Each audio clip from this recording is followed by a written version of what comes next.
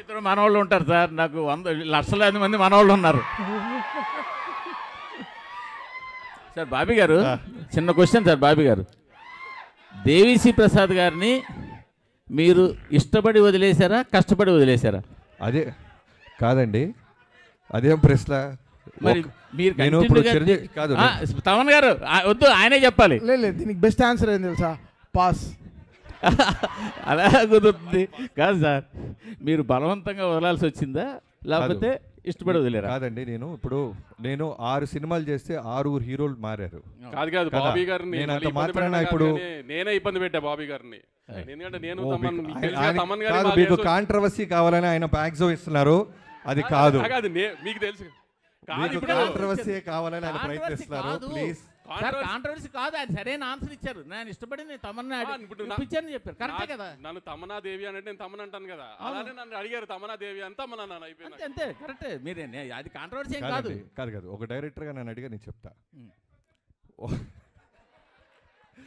ఒక్కొక్క సినిమాకి, ఒక కథకి ఒక హీరో ఎలా ఫిట్ అవుతారో, సూట్ అవుతారో, అలానే టెక్నీషియన్స్ కూడా ఆ కథే కోరుద్ది.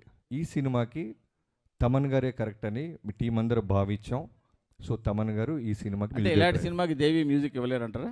మీకు మళ్ళీ కాంట్రవర్సీ కావాలి? కాదు, మీరు అంటున్నారు కదా, డిమాండ్ చేసి. కాదు తాతగారు, సారీ మూర్తి గారు, కాదు మూర్తి గారు, మీరు ప్రతి ప్రశ్నలోనూ వెతుక్కుంటే దానికి సపరేట్ సిటీకి పెడతారు. ఎందుకంటే ఒక సినిమా రాయడానికి ఎంత కష్టపడతామో, కాంట్రవర్సీ సైడ్ వస్తే మేము కూడా కొంచెం కొద్ది గొప్ప మీలాగా సపోర్ట్ చేయగలం. అది సపరేట్ మీటింగ్. చిరంజీవి గారితో సినిమా చేస్తున్నప్పుడు బాబీ చిరంజీవి ఫ్యాన్ అయిపోతాడు. బాలకృష్ణ గారి సినిమా తీస్తున్నప్పుడు మీలో ఒక బాలకృష్ణ ఫ్యాన్ కనిపిస్తున్నాడు. ఏంటి ఆ వేరియేషన్స్ ఎలా వస్తుండే సినిమాకి? ఇప్పుడు జనరల్గా నేనే కాదండి, ఎనీ టెక్నీషియన్ ఫస్ట్ మా డైరెక్టర్ గురించి చెప్పాలంటే, మేము ఏ హీరోతో చేస్తున్నా వాళ్ళు తప్ప మాకు ఎవరు కనపడరు. ఆ హీరోనే మాకు దేవుడు, ఆ హీరోనే మాకు సర్వం. సో ప్రాణం పెట్టేస్తాం. ఈవెన్ మీరు గమనిస్తే లొకేషన్లో ఆ సినిమా అయిన జైలోకి చేస్తున్నప్పుడు తారక్ గారు, రవితేజ గారితో చేస్తున్నప్పుడు రవితేజ గారు, ఆ సినిమాకి మేము ఏం పెట్టాలో అది పెట్టేస్తాం. వాళ్ళు మాకు సూపర్ హీరోస్ అంతే. వార్ ఎపిసోడ్స్కి ఎంత ప్రాధాన్యం ఉంది, ఎంత నీడి ఉంటుంది? ఏంటండి వార్ ఎపిసోడ్స్ గురించి చెప్తున్నారు కదా? వార్ ఎపిసోడ్స్ కాదు, మీరు చూసిన శాండ్ స్టామ్ అయి ఉండొచ్చు, horse episodes. Not only horse, చాలా అన్ని రకాల ఫైట్స్ ఉంటాయి, అన్ని రకాల ఎమోషన్స్ ఉంటాయి దీంట్లో. అన్నీ కలిపి చెప్పాను కదా ఇందాకే, మళ్ళీ అంతకుముందు చూసిన బాలకృష్ణ గారి సినిమాలకి చాలా డిఫరెంట్గా ఒక కొత్త అవతారాన్ని చూడబోతున్నారు అంతే. బాబీ గారు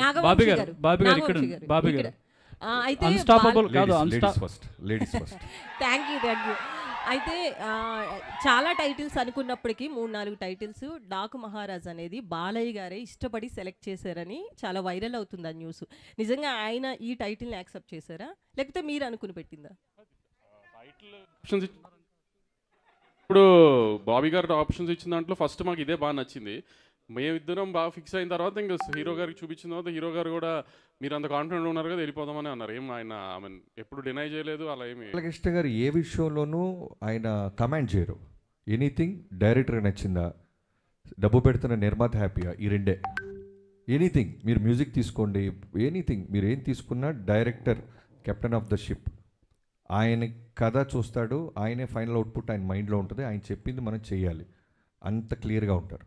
బాబీ గారు ఇక్కడ అన్స్టాపబుల్ ముందు బాలకృష్ణ గారు వేరు, అన్స్టాపబుల్ తర్వాత బాలకృష్ణ గారు వేరు. హ్యూమర్ చాలా అందరికీ తెలిసింది.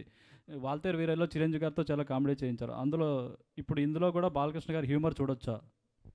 అన్స్టాపబుల్ తర్వాత బాలయ్యబాబు గారు వేరు అన్నట్టే, డాకు మహారాజ్ తర్వాత బాలయ్యబాబు గారు వేరు అన్నట్టు ఉంటుంది అంతే. Wish all the best. Thank you. Bobby అన్నా చెప్పండి అన్న. తాత కాదు తమ్ముడు. ఏంటి sir me fans following? Thank you.